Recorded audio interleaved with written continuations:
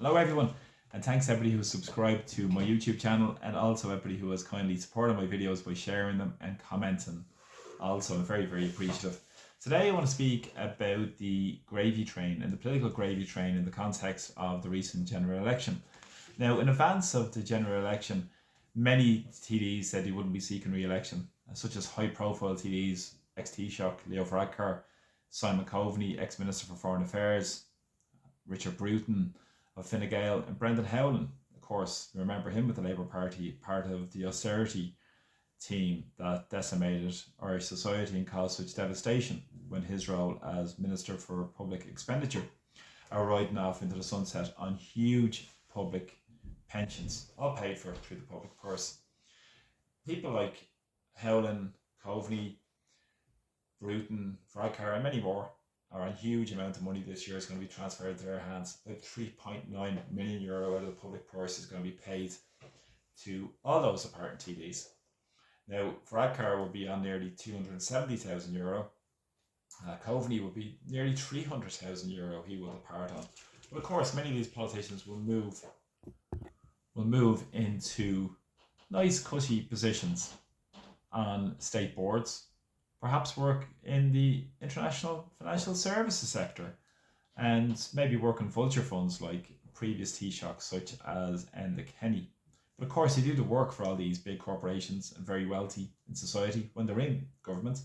So why not now depart on a huge amount of public money to cushion their blow and then move into the private sector? Maybe go on the rounds of speeches like Bertie Ahern, for instance, who's been recently rehabilitated by the national media in Ireland, who have almost collective amnesia about the fact that he helped drive the economy over the cliff many years ago.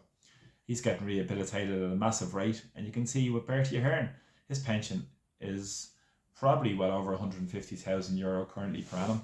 But of course, we don't know because a case was brought over 8 years ago by the Information Commissioner to say that people could not get information available through the Freedom of Information Act about ex-Taoiseach and ex-ministers' payments because of privacy.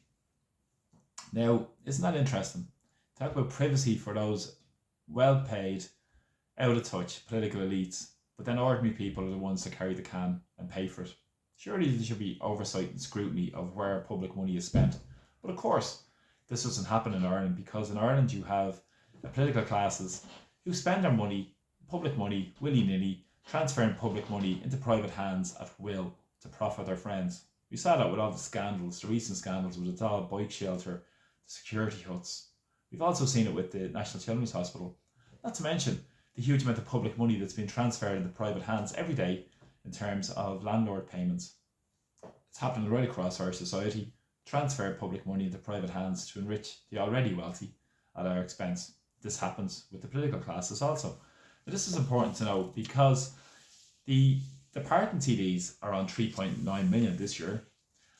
And as well, many of those TDs who've lost their seats are going to get payments. The TDs who stood in the election and who lost their seats will leave on a nice, cushy benefit package at all of our expense.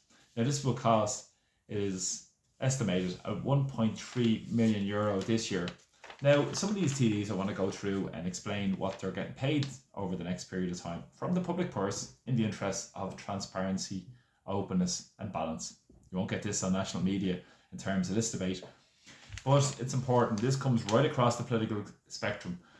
Independent TDs, Sinn Féin TDs, People Before Profit Solidarity TDs, Green Party TDs, Fine Gael and Fianna Fáil TDs, and Labour Party, and all these Cs right across the political spectrum are going off into the sunset on huge payments. For instance, I want to point you to a couple of them. Probably the biggest amounts would be people like Bernard Durkin, who stood but lost his seat, 79 years of age, who will go off on a pension now this year estimated to be paid of nearly €238,000 rather. It's just remarkable. Nearly $250,000 Bernard Durkin will get paid this year on his pension entitlements.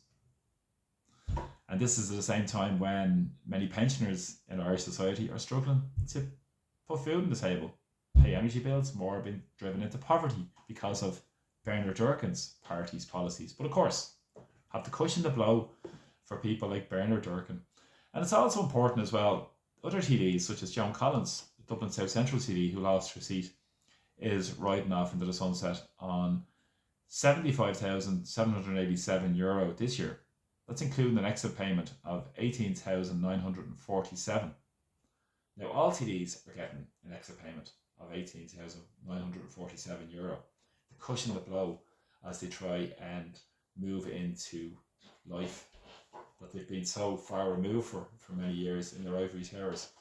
Now, this is important because Joan Collins also will be getting 147 her entitlements in the first year, 1,000 of her pension entitlements. Huge amount of money being given across.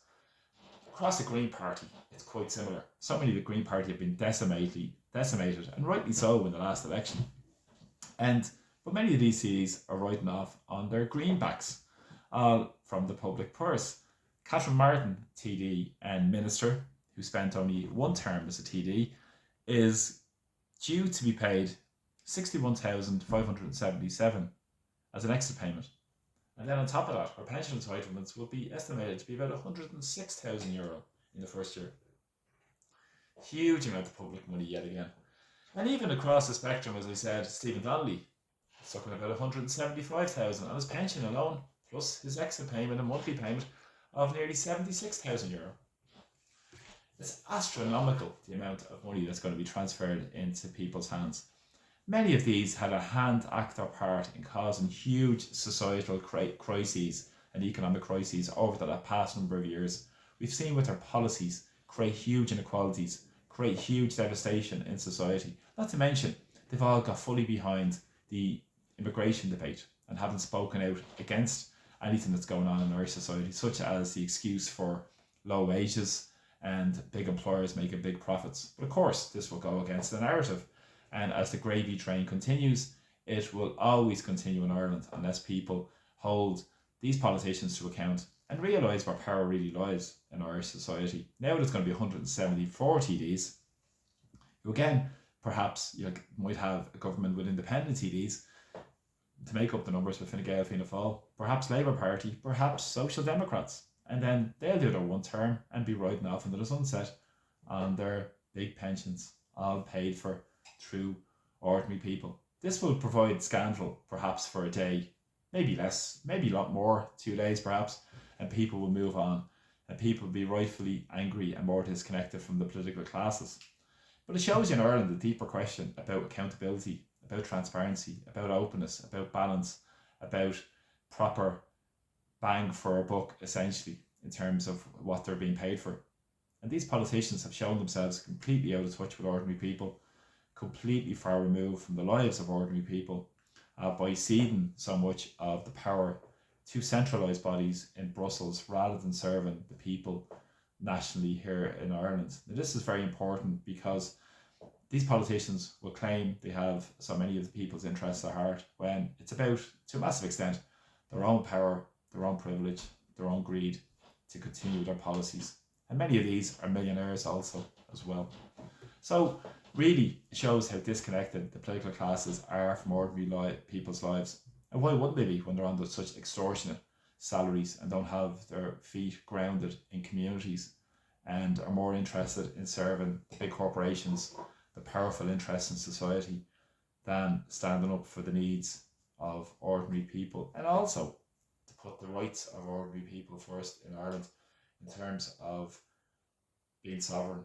But of course, sovereignty is a backward looking idea according to so many of these politicians. But yet, we're all paying for it. So this is what happens in Ireland. No accountability, no oversight, no scrutiny, no auditing, and a bit of outrage over a couple of days, and let's move on. But it's important to please keep sharing my videos. Please share them far and wide. And also thanks to everybody who has subscribed to my YouTube channel. I'm very, very grateful, and please subscribe also if you haven't as well. So from Dublin, thanks a lot for all the support and take care. So long. Bye bye.